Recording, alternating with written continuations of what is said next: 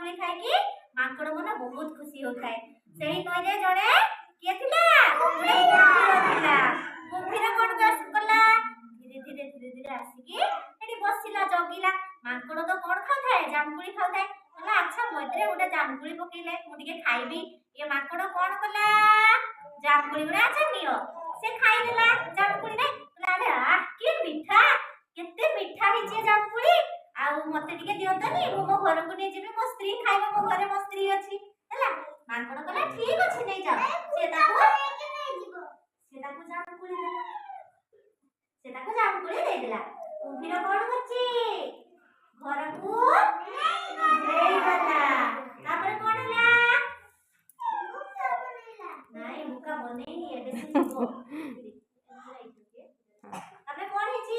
କୁମ୍ଭୀର ଘରେ ଯାଇକି ତା ସ୍ତ୍ରୀକୁ ଦେଇଥିଲା ଜାମୁକୋଳି। ସେ କହିଲା ଆରେ ବାଃ କେତେ ମିଠା ଏ ଜାମୁକୋଳି, ତମେ ଗୋଟେ କାମ କରନ୍ତନି, ଏଇ ତ ଜାମୁକୋଳି ତ ବହୁତ ମିଠା। ଏଇ ଜାମୁକୋଳି ଯିଏ ଖାଉଥିବ ତାର କଲିଜା କେତେ ମିଠା ହେଇନଥିବ। ତମେ ଗୋଟେ କାମ କରୁନ, ସେ ଜଙ୍ଗଲରେ ସେ ଯୋଉ ମାଙ୍କଡଟା ନାହିଁ କି ଗଛରେ, ସେ ମାଙ୍କଡଟାକୁ ନେଇକି ଚାଲି ଆସ ହେଲା। ସେ ବସି ଠିକ ଅଛି। ତା ପରଦିନ କୁମ୍ଭୀର ଧୀରେ ଧୀରେ ଯାଇକି ଗଛ ମୂଳରେ ପହଞ୍ଚିଗଲା। ମାଙ୍କଡ ତ ନଥିଲା, ସେ କୁଆଡେ ବୁଲିବା ପାଇଁ ଯାଇଥିଲା। ପୁଣି ଆସିଲା, ଆସି ପହଞ୍ଚିକି କହିଲା ଆଚ୍ଛା ତମେ ଆସିକି ପହଞ୍ଚି ଯାଇଛ, ହଉ ଠିକ ଅଛି ମାଙ୍କଡ ନିଅ ଜାମୁକୋଳି ନିଅ।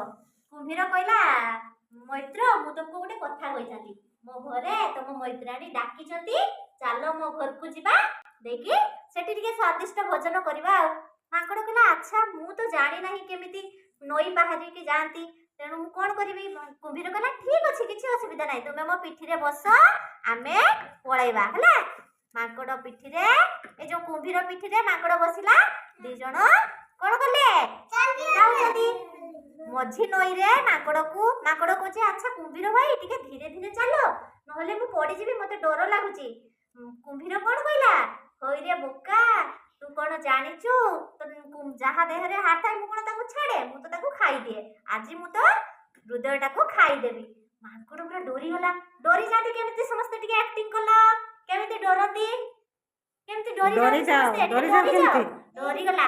ତାପରେ କଣ କଲା? ମାଙ୍କଡ ଗୋଟେ ବୁଦ୍ଧି ବାହାର କଲା। କହିଲା ହଉ ଠିକ ଅଛି, ମୁଁ ତମ ହାତଟାକୁ ଗଛ କରୋଡ଼ରେ ରଖିଦେଇଛି, ତମେ ଚାଲ ସମସ୍ତେ ମତେ ନେଇ ଚାଲ, ମୁଁ ତୁମକୁ ଦେବି।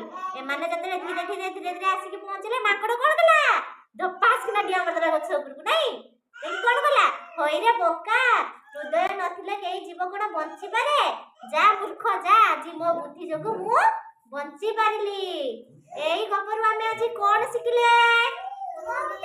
କଣ ଶିଖିଲେ ଗପରୁ? ଆମେ କାହାକୁ ଆମେ ବିଶ୍ୱାସ କରିବାନି, ଭଲ ବନ୍ଧୁ ବନେଇବା, ସମସ୍ତଙ୍କୁ ଭଲ ସାଙ୍ଗ ବନେଇବା, ଠିକ ଅଛି। ଆଉ ଯଦି ଆମେ ଦୁଷ୍ଟ ସାଙ୍ଗ ବନେଇବା, ଆମେ ଏମିତି ବିପଦରେ ପଡିବା। ବୁଝିପାରିଲ? এই গল্পটি কিଏ କହିପାରିବ? এই গল্পটি କିଏ କହିପାରିବ? ଏଠି ଦି ଜଣ ଆସ, ତୁମେ ଆସ ଆସ, ଏଟା ଧର, ମାଙ୍କଡକୁ ଧର, ଆସ ଏପଟକୁ ଆସ, ଏପଟକୁ ଆସ, ଧର।